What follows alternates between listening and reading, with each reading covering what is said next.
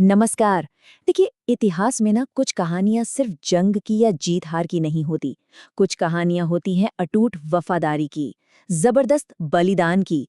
आज हम एक ऐसी ही गाथा में उतरेंगे, चित्तौड़ के दो अमर योद्धाओं गोरा और बादल की कहानी, जिनकी मिसाल आज भी दी जाती है। इस कहानी में आगे बढ़ने से पहले चलिए एक सवाल पर सोचते हैं। किसी की वफादारी की, लॉयल्टी की सबसे बड़ी, सबसे कठिन परीक्षा क्या हो सकती है? गोरा और बादल की कहानी शायद इसी सवाल का सबसे दमदार जवाब है। तो चलिए चलते हैं 14वीं सदी के चित्तौड़गढ़ में। एक ऐसा दौर जब इस शानदार राज्य पर एक बहुत ही भयानक संकट के बादल मंडरा रहे थे। तो ये संकट शुरू कैसे हुआ? हुआ ये कि दिल्ली के सुल्तान अलाउद्दीन खिलजी ने चित्तौड़ पर चढ़ाई कर दी। लेकिन यहाँ एक पेच था। उसने राजा रावल रतन सिंह को आमने सामने की लड़ाई में नहीं बल्कि धोखे से, छल से बंदी बना लिया। अब ये सिर्फ एक हमला नहीं था, ये चित्तौड़ के सम्मान पर, उनकी आन पर एक सीधी चोट थी। खिलजी ने एक ऐसी शर्त रखी जिसे मानना नामुमकिन था। उसने कहा, रानी पद्मिनी को मेरे हवाले कर दो, वरना राजा को भूल जाओ। अब सोचिए चित्तौड़ की हालत। एक तरफ रानी का सम्मान था और दूसरी तरफ राजा की जान।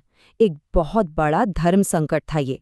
लेकिन ऐसे मुश्किल हालात में भी चित्तौड़ ने हार नहीं मानी, बल्कि इस संकट से जन्म हुआ एक ऐसी साहसी योजना का जिसका नेतृत्व करने वाले थे दो असाधारण वीर।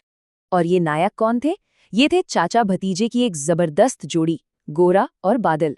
गोरा जो एक तजुर्बेकार और बहुत ही बुद्धिमान सेनापति थे, और उनके भतीजे बादल एक नौजवान जोशीले योद्धा।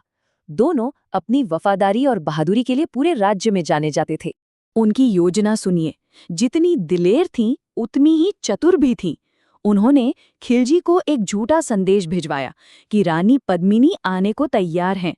इसके ठीक बाद 101 पालकियां तैयार की गईं, लेकिन इन पालकियों में दासियां नहीं थीं। नहीं, इनके अंदर बैठे थे चित्तौड़ के सबसे बहादुर सैनिक, दुश्मन के घर में घुसकर उस पर कहर बरपाने के लिए एकदम तैयार। 101 पालकियां, ये सिर्फ एक नंबर नहीं है, ये उनके दुस्साहस का, उनकी हिम्मत का सबूत है। हर एक पालकी, आप समझिए, दुश्मन के कैंप में घुसने वाला एक ट्रोजन हॉर्स थी, जो बाहर से जितनी शांत दिख रही थी, अंदर से उतनी ही विनाशक थी। अब कहानी अपने सबसे अहम मोड़ पर आती है, जब योजना को असलियत में बदला गया और एक भयानक युद्ध छिड़ गया। और ये सिर्फ एक लड़ाई नहीं थी, ये बलिदान की एक ऐसी वीर गाथा थी जो हमेशा के लिए अमर हो गई। तो जैसे ही पालकियां खिलजी की शिविर के अंदर पहुंची, प्लान शुरू हो गया। राजपूत योद्धा बिजली की तेजी से पालकियों से बाहर आए और गाफिल दुश्मन पर टूट पड़े। इस अचानक हुए हमले से जो भगदड़ मची, उसी के बीच उन्होंने राजा रतन सिंह को छुड़ा लिया। प्लान का पहला हिस्सा कामयाब हो चुका था। लेकिन खिलजी की सेना बहुत बड़ी थी। राजा को सुरक्षित किले तक पहुंचाने के लिए किसी को तो दुश्मन की फौज को रोकना था ना, है ना? ये जिम्मेदारी उठाई सेनापति गोरा ने।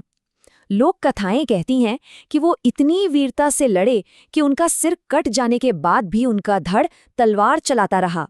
ये उनकी जबरदस्त इच्छा शक्ति की निशानी है। और फिर थे नौजवान बादल। लड़ाई में वो बुरी तरह घायल हो गए, उनका पेट फट गया था, लेकिन उन्होंने हार नहीं मानी। अपनी पगड़ी को कसकर पेट पर बांधा और तब तक लड़ते रहे, तब तक जब तक राजा सुरक्षित किले में वापस नहीं पहुंच गए। और आखिर में उन्होंने भी अपनी जान न्यौछावर कर दी। गोरा और बादल का ये बलिदान बेकार नहीं गया। हाँ, वो उस युद्ध में शायद हार गए, लेकिन उन्होंने हमेशा के लिए इतिहास जीत लिया। उनकी कहानी आज भी एक अमर विरासत के तौर पर जिंदा है।